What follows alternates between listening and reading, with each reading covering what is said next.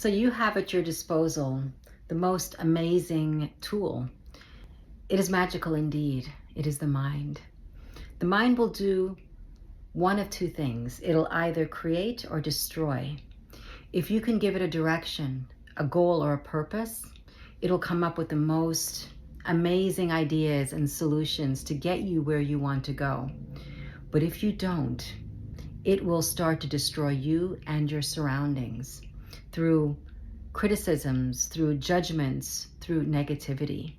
So it's so important to understand what this mind is and how to use it so that it becomes a tool that you can use to create, to manifest the most amazing life that you could imagine, right?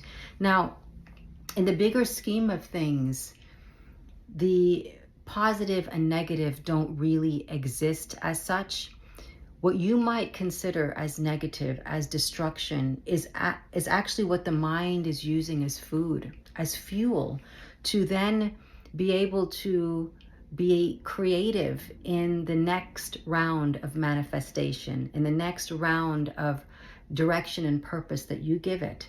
So it is still just a play that it's going through, and the play needs the opposites. It needs the ups and the downs, the positive and the negatives, the light and the dark.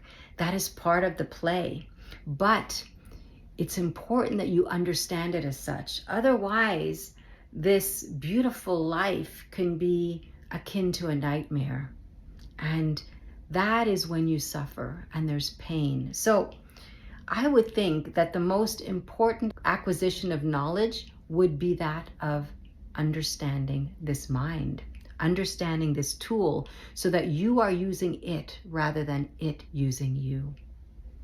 If you want to learn more and know more, find me. This is what I teach. Aum Shanti.